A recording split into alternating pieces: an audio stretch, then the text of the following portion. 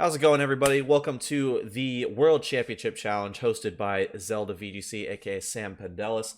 I am your commentator today, Eric, joined with my co-commentator, Lou. You can say hi. Hey, what is up, everybody? How is it going? All right, so we are jumping into round one. Round one is already underway. This match took a little bit of a delay to start, but we are going to feature Jamie Boyt, aka MrJellyLegs, versus Raider, and it looks like they're just going to jump into game one already, as we're going to see Jamie lead off with Alakazam and Crobat, and we're going to see the Xerneas and Amoonguss lead come out from Raider here. Right off the bat, what kind of strikes me as surprising, of course, is Jamie's team. But if you're familiar with the teams Jamie runs, then you would know that, or rather, maybe you shouldn't be so surprised that this is what he has. This is presumably, though, Mega Alakazam running Gravity and Crobat and Mega Gengar, both with Hypnosis to try to abuse Sleep Spam, who set up his own Xerneas, and that's exactly what we're going to see here is Hypnosis able to put the Amoonguss to sleep. And even though the Xerneas gets a Geomancy up, on the next turn, this Crobat is probably going to be able to haze this away. And this Alakazam is threatened by the Xerneas now that it has the boost. Because something like Protect, he can Protect Haze, then easily deal with the Amoonguss on the following turn as well with Alakazam's powerful Psychic-type attacks. Yeah, I thought Geomancy was an interesting choice here because Jamie does have that Crobat threatening the Haze, but we're going to see Alakazam actually tank the Dazzling Gleam from Xerneas as Jamie is going to go for Tailwind. Interesting play not going for the Haze there. Tailwind's actually is probably better than Haze in this scenario because now you can, of course, just Haze on this turn anyways, and the Tailwind is guaranteed in a way. Amoonguss getting the one-turn Wake Up, so it's able to protect itself, and a second Hypnosis coming out here as well. I'm able to continuously lock down both slots on this side of the field for me. Good plays here. He's probably going to be forced to go to another Psyshock into that Amoonguss, and I'd be amazed if the Crobat doesn't have Haze, even though we haven't seen it yet so far. I mean, you got to expect it to come out at least at this point in time. This Alakazam actually probably could go for another, or the Crobat potentially, I guess, could go for another Hypnosis here if he's going for a read, and that's exactly what he does. Yeah, I'm trying to remember if this Crobat has Haze, because I know Jamie featured this team on his YouTube channel for a couple videos, and I remember him talking about, for some reason, I remember him discussing Haze for some reason, but I can't remember if it's because he did or did not include it. But Groudon's going to come in here, and Crobat is finally going to do something on the offensive end by going for a Super Fang, which is not going to be enough to take out the Xerneas, and the Xerneas is going to be able to go for a Dazzling Gleam, which misses the KO on Crobat and just does a little bit of chip damage to Groudon. But Tailwind yeah, but is now we going to get this expire free too. switch, yeah, into Rayquaza. That was what's dangerous here. Now Rayquaza is able to hit the field. It's going to be able to outspeed Groudon. Xerneas can just go for another Dazzling Gleam, and Rayquaza can just go for an Earth Power into that Groudon. And there's not much Jamie can do about it other than this, try to protect, try to get something in that can try to deal with this Xerneas or Rayquaza. I'm not sure if he has anything that can help. His own Xerneas, I mean, all right. I mean, he's probably still in. He probably still has plays. It depends a lot on like what Raider has in the back. Raider has something like she's probably in a good position here. Now that I think about it, as we see that other Dazzling Gleam Earth Power play coming out here. Probably, if any turn, it's the turn that he would have to go for the Geomancy.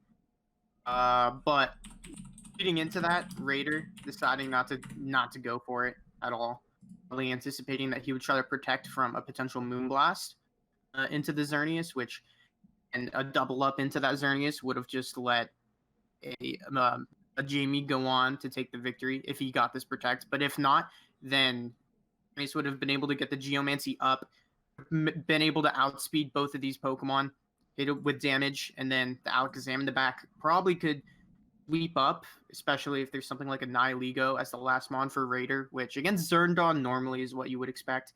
So really, really well played by both opponents. No Haze on the Crobat, though, is especially, I think, the most interesting takeaway from that match and how they plan to approach this matchup in the future. Yeah, and it looks like they're going to jump right into game two, and we're going to see similar leads from game one, as Jamie's just going to go with the Alakazam and Crobat as RaiderVGC leads off with the Amoonguss and Xerneas. And I'm interested to see how this will play differently from game one, as Jamie obviously going to switch up his game plan here. He definitely let that Xerneas run rampant last game, And you'd think with Crobat that wouldn't be the case, but I mean, Jamie's Crobat did not reveal Haze, so it's a question of whether or not this Crobat is carrying something like Haze in order to get rid of those Xerneas boosts, or if he's going to have to keep relying on Hypnosis in order to subdue the Xerneas.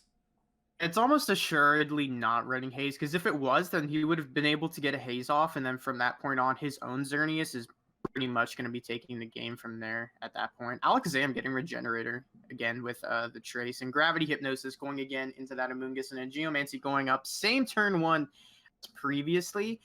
It's interesting that there's also a bit of a mind game that turn, right? Like, if the Amoonguss protects from the Gravity and Hypnosis, then the Xerneas could get a free Geomancy, but if you Gravity and Hypnosis into the Xerneas and Xerneas protects, and Amoonguss could get off a Spore.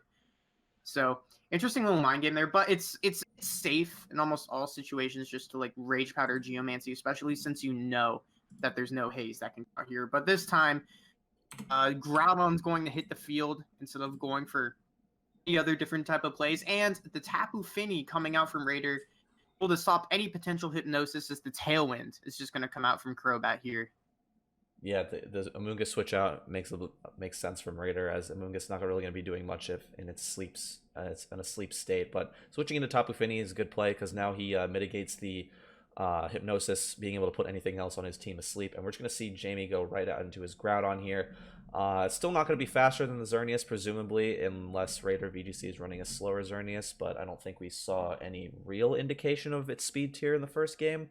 But it's likely going to be able to outspeed Groudon here. And Groudon just going to go for Protect, just allow Crobat getting off a Super Fang, as Raider is going to go for the Moonblast into the Crobat as the Heal Pulse from Tapu Fini comes out. And that pretty much just eliminated Crobat's Super Fang and any progress on dealing with the Xerneas. Yeah, that honestly looks like it. I mean, it's not game yet, but we're going to have to see some insane plays to try to come back in this. That was an absolutely devastating turn. The problem there was that Groudon took damage on switch-in, right? So it's so heavily threatened as, oh my god, that's a Fairy Z. Yeah. And a Fire Punch, and it is faster than Xerneas. Good lord, but Moonblast, able to pick up that Oko. Heal Pulse, able to heal back up to 50%.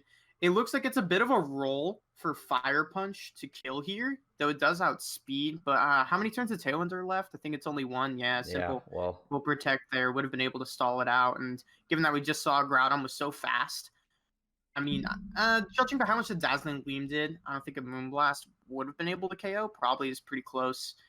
But from that point on, I think Quaza alone would have been able to take this game, especially if Misty Terrain was cycled. And GG's for Raider there. I mean, Groudon taking the damage on switch-in really is kind of what sealed this up.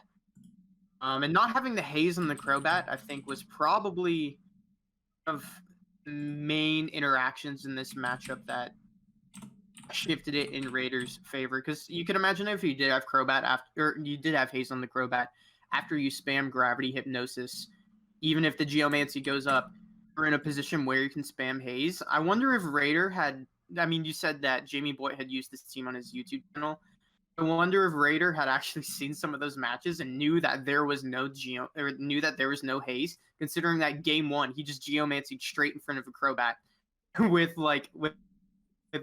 no worry at all that a Haze was going to come out. So I think that within itself might be an indicator that he knew the team. Of course, Raider getting 8 at Worlds last year, a very, very, very talented player. So I think that we saw maybe a little bit of the information game there. Yeah, that definitely is evident in that seemingly fearless play of Geomancying in front of a Crobat. I think you would definitely, that's the drawback of using a team that's pretty well known and out there, is that if your opponent is by chance familiar with the team, then you do have that extra bit of information edge. But, you know, Raiders team, pretty familiar to the team that won EUIC, so, I mean, I guess there's a bit of knowledge on both sides, but I guess in the end, the power of Xerneas was just too much to overcome any knowledge advantage. So, I think let's see how this other game that we have is going on here. So, let's see, are they still... Oh, okay, well, I guess this game is done. Well, I guess that's our stream matches are pretty much done. Do we want to try to find another one, or do you just want to? Oh yeah. Break? We can find one if another one's going on. Let's see. Not sure who to. Let's check on this match. That's okay. Let's find. Who else is playing right now?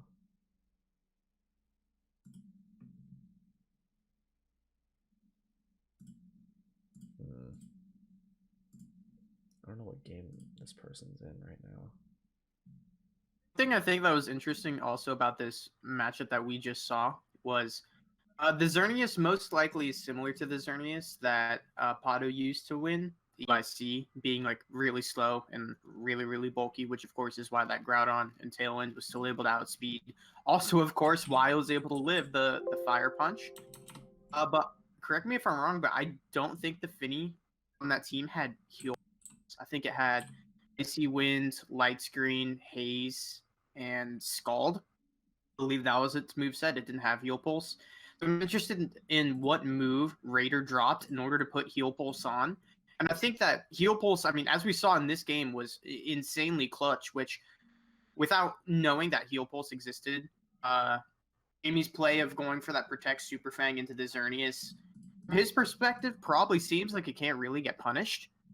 Because no matter what happens, you get the Protect, you get the Super Fang off. If Crobat doesn't die, next turn you can just the Xerneas again with like another Super Fang P-Blades or Super Fang Fire Punch if you really want it to go down. There's not much that Raider can really do about it. But given that he had the Heal Pulse, he was able to punish the Protect on Groudon that way and then just go on to win the game. Any move I could imagine him dropping. I mean, it's hard to imagine dropping Haze, especially when you're running a Ray Xerneas team, right? Yeah. Scald, I think, is also kind of important when you're facing off against the standard Zerndon matchup. Because you typically want to be leading Nihilego Finny just because it applies so much pressure. And without Scald, you can't threaten the switch to Ray and Scald protect Nihilego or to cover Nihilego. So I'd imagine that you can't really drop Scald either. Maybe he dropped Light Screen. I mean, Icy Wind's also Icy Wind's incredible move. It had to have been either like Light Screen or Icy Wind, I'd imagine, probably Light Screen. Even though Light Screen I still think has insane value. But I can't remember who said this, but someone said you need for your best of one team to be a best of three team to have two different crack-headed strategies. That after you win with a random strat in the first game, you have your second backup strat to win and to still win the information game in the second game. Well, this team definitely wasn't a best of one team. That information game here in this matchup was insane. Because not only could we see Raider be making just straight up plays, knowing that there was no Haze on the Crobat, it was an information game that helped him really pick apart Boyd's team. Boyd also not knowing that this Finny was different from the EUIC winning team, anticipating the Heal Pulse, also came into huge effect as well. So if you want to look at a game where the information game is most exemplified as being important, I think this would be one that you could highlight. Yeah, I just noticed that Heal Pulse really that Heal Pulse came in huge for Raider there because, you know, we just noticed that Jamie's attacks just weren't doing enough damage, and that just allowed Finny to just keep clicking Heal Pulse and healing up that Xerneas. And I think Jamie's game plan going into that second game was to just try to get that Xerneas taken care of as quickly as possible. But as we saw, there's not really much he could do in that situation. Was kind of hoping to see some spicy text to get rid of that Xerneas, but I think round one is pretty much almost done. I'm not sure if we can get any more stream matches because I think they're all finishing up. So we're gonna take a quick break, and we will see you guys back here for round two.